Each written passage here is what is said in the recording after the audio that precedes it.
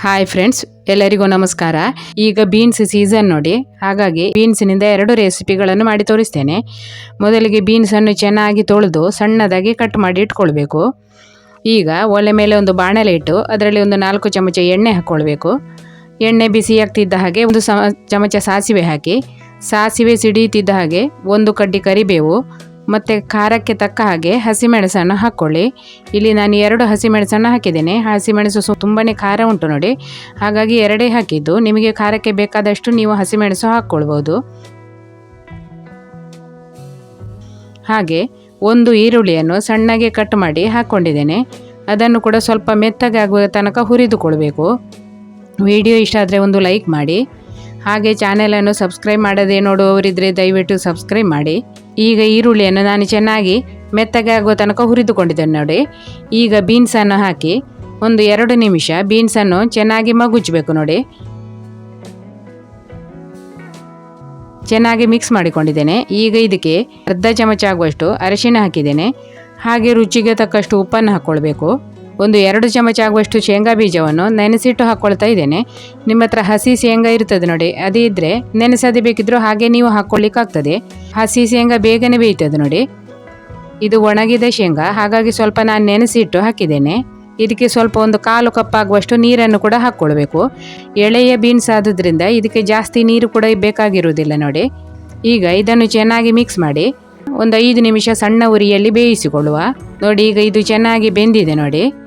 ಈಗ ಇದನ್ನು ಚೆನ್ನಾಗಿ ಮಿಕ್ಸ್ ಮಾಡಿ ಇದಕ್ಕೆ ಒಂದು 1/4 ಕಪ್ ಆಗುವಷ್ಟು ತೆಂಗಿನ ತುರಿ ಮತ್ತು ಒಂದು ಸ್ವಲ್ಪ ಕೊತ್ತಂಬರಿ ಸೊಪ್ಪು ಹಾಕಿದರೆ ರುಚಿಯಾದ ಬೀನ್ಸ್ ಪಲ್ಯ ರೆಡಿ ಆಗ್ತದೆ ನೋಡಿ. ಬೇಕಿದ್ರೆ ಇದಕ್ಕೆ ಸ್ವಲ್ಪ ಸಕ್ಕರೆ ಹಾಕ್ಕೊಳ್ಬೋದು.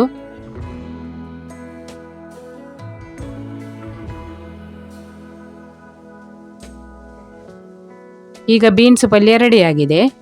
ಈಗ ಬೀನ್ಸ್ ಸುಕ್ಕ ಹೇಗೆ ಮಾಡೋದು ಅಂತ ತೋರಿಸ್ತೇನೆ. ಬೀನ್ಸ್ ಸುಕ್ಕ ಮಾಡಲಿಕ್ಕೆ ಕೂಡ ಬೀನ್ಸನ್ನು ಸಣ್ಣದಾಗಿ ಕಟ್ ಮಾಡಿ ಇಟ್ಕೊಳ್ಬೇಕು. ಹಾಗೆ ಒಲೆ ಮೇಲೆ ಒಂದು ಬಾಣಲೆ ಇಟ್ಟು ಅದರಲ್ಲಿ 1 ಚಮಚ ಎಣ್ಣೆಯನ್ನು ಹಾಕಿದ್ದೇನೆ. ಹಾಗೆ ಒಂದು ಖಾರಕ್ಕೆ 4 ಮೆಣಸನ್ನು ಹಾಕಿ ಹುರಿದುಕೊಳ್ತಾ ಇದ್ದೇನೆ. ಮೆಣಸು ನಿಮಗೆ ಖಾರಕ್ಕೆ ತಕ್ಕ ಹಾಗೆ ನೀವು ಜಾಸ್ತಿ ಕಡಿಮೆ ಮಾಡ್ಕೊಳ್ಬೋದು. 2 ಚಮಚ ಆಗುವಷ್ಟು ಕೊತ್ತಂಬರಿ ಬೀಜ ಹಾಕ್ಕೊಳ್ಬೇಕು. 1 ಚಮಚ ಜೀರಿಗೆ ಹಾಕ್ಕೊಳ್ಳಿ. ಹಾಗೆ ಒಂದು 8-10 ಕಾಳು ಮೆಂತ್ಯ ಕಾಳನ್ನು ಹಾಕಿದ್ದೇನೆ ನೋಡಿ. ಜಾಸ್ತಿ ಹಾಕಿದರೆ ಕಹಿ ಆಗ್ತದೆ. ಒಂದು 1/4 ಚಮಚ ಆಗುವಷ್ಟು ಮೆಂತ್ಯ ಕಾಳು ಹಾಕಿದರೆ ಸಾಕು. ಈಗ ಇದನ್ನು ಹುರಿದುಕೊಳ್ಬೇಕು. ಸ್ವಲ್ಪ ಹೊತ್ತು ಹುರಿದಾದ್ಮೇಲೆ 1 ಕಡ್ಡಿ ಕರಿಬೇವನ್ನು ಹಾಕಿ ಕೂಡ ಹುರಿದಿದ್ದೇನೆ. ಮತ್ತು ಒಂದು 1/4 ಕಪ್ ಆಗುವಷ್ಟು ತೆಂಗಿನ ತುರಿ ಹಾಕ್ಕೊಳ್ಬೇಕು. ನಿಮಗೆ ಮಸಾಲೆ ಜಾಸ್ತಿ ಬೇಕು ಅಂತ ಆದರೆ ಸ್ವಲ್ಪ ತೆಂಗಿನ ತುರಿ ಜಾಸ್ತಿ ಹಾಕ್ಕೊಳ್ಬೋದು. ತೆಂಗಿನ ತುರಿಯನ್ನು ಕೂಡ ಸ್ವಲ್ಪ ಹೊತ್ತು ಹುರಿದುಕೊಂಡಿದ್ದೇನೆ. ಈಗ ಅರ್ಧ ಚಮಚ ಆಗುವಷ್ಟು ಅರಿಶಿಣವನ್ನು ಹಾಕ್ಕೊಂಡಿದ್ದೇನೆ.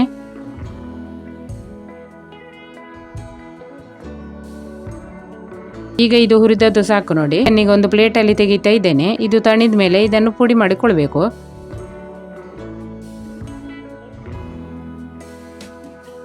ಮತ್ತು ಅದೇ ಬಾಣಲೆಗೆ ಬೀನ್ಸನ್ನು ಹಾಕ್ಕೊಂಡಿದ್ದೇನೆ. ಹಾಗೆ ಸ್ವಲ್ಪ ಹುಣಸೆ ರಸವನ್ನು ಹಾಕ್ಕೊಳ್ತಾ ಇದ್ದೇನೆ. ಒಂದು ನೆಲ್ಲಿಕಾಯಿ ಗಾತ್ರದ ಹುಣಸೆ ಹಣ್ಣನ್ನು ನೀರಿನಲ್ಲಿ ಚೆನ್ನಾಗಿ ಕಿವುಚಿ ಆ ನೀರನ್ನು ಮಾತ್ರ ಹಾಕ್ಕೊಂಡಿದ್ದೇನೆ. ಹಾಗೆ ರುಚಿಗೆ ತಕ್ಕಷ್ಟು ಉಪ್ಪನ್ನು ಹಾಕಿದ್ದೇನೆ. ಈಗ ಅರ್ಧ ಕಪ್ ಆಗುವಷ್ಟು ನೀರನ್ನು ಹಾಕಿ ಚೆನ್ನಾಗಿ ಒಂದು ಸಾರಿ ಮಿಕ್ಸ್ ಮಾಡಿ ಮುಚ್ಚಳ ಮುಚ್ಚಿಟ್ಟು ಇದನ್ನು ಸಣ್ಣ ಉರಿಯಲ್ಲಿ ಬೇಯಿಸಿಕೊಳ್ಬೇಕು. ಈಗ ಇದು ಬೇಯುವಷ್ಟು ಹೊತ್ತಿಗೆ ಈ ಮಸಾಲೆಯನ್ನು ರುಬ್ಬಿಕೊಳ್ಬೇಕು ನೋಡಿ. ಮಿಕ್ಸಿ ಜಾರಲ್ಲಿ ಅದನ್ನು ಹಾಕ್ಕೊಂಡು ನೀರು ಹಾಕದೆ ಇದನ್ನು ರುಬ್ಬಿಕೊಳ್ಬೇಕು. ಈಗ ಹುರಿದ ಮಸಾಲೆಯನ್ನು ಪೌಡರ್ ಮಾಡಿ ತಂದಿದ್ದೇನೆ. ಈಗ ಬೀನ್ಸು ಕೂಡ ನೋಡಿ ಚೆನ್ನಾಗಿ ಬೆಂದಿದೆ.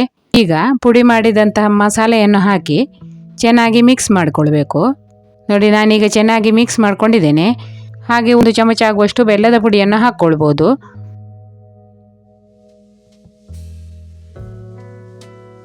ಈಗ ಇದಕ್ಕೆ ಒಂದು ಸ್ವಲ್ಪ ಕೊತ್ತಂಬರಿ ಸೊಪ್ಪು ಹಾಕ್ಕೊಳ್ಬೇಕು.